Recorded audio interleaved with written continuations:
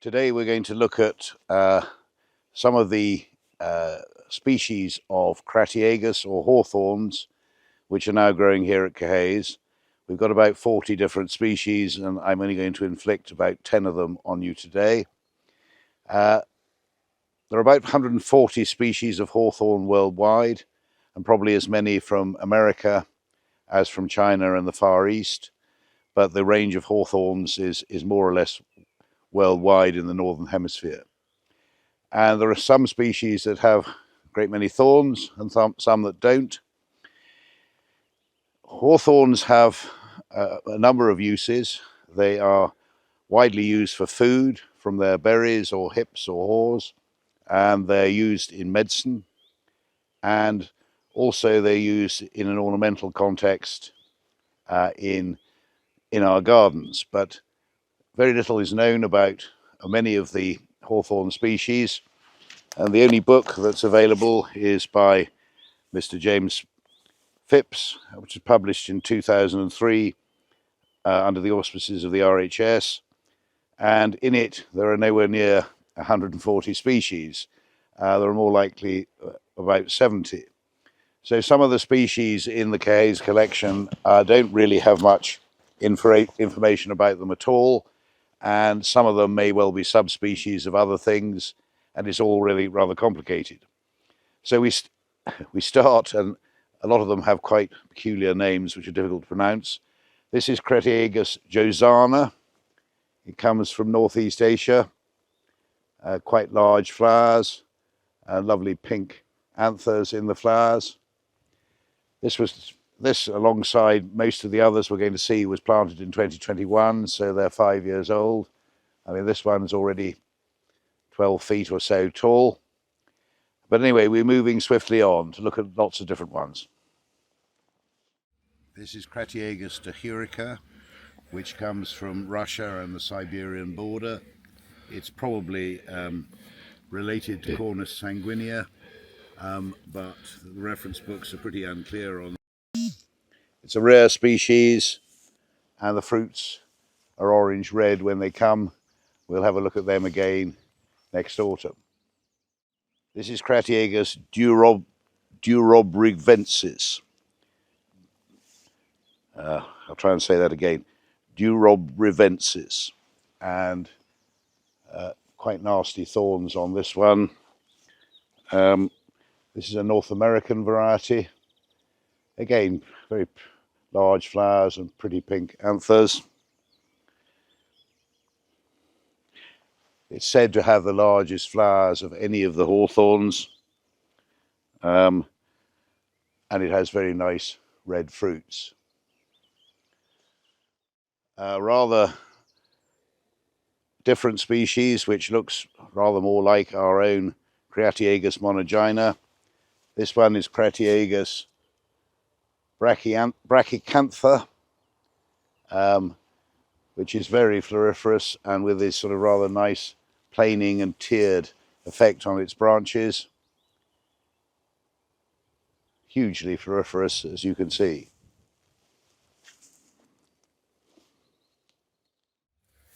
This is Crataegus chlorosarca, which has a very different leaf form.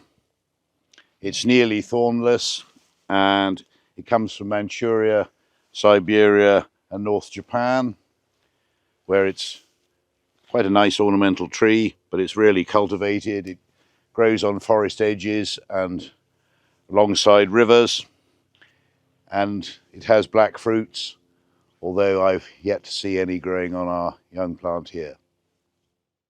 This is Crataegus induta, which is known as the turkey haw.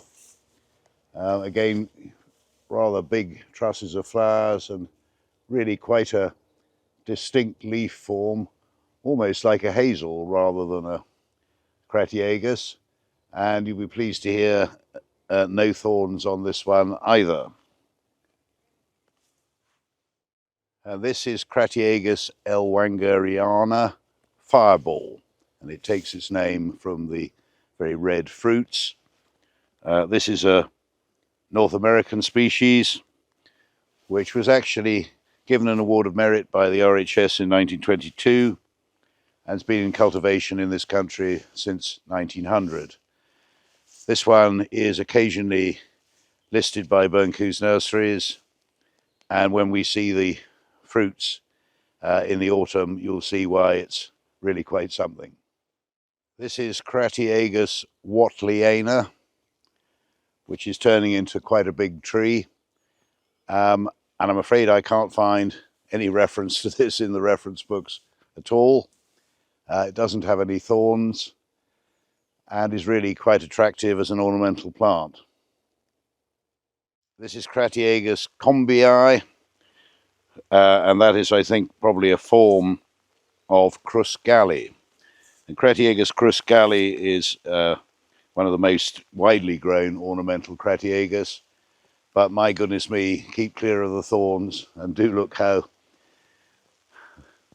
Crataegus crus-galli, Glastonbury thorn, you know, something to be avoided if you're an animal or a human being.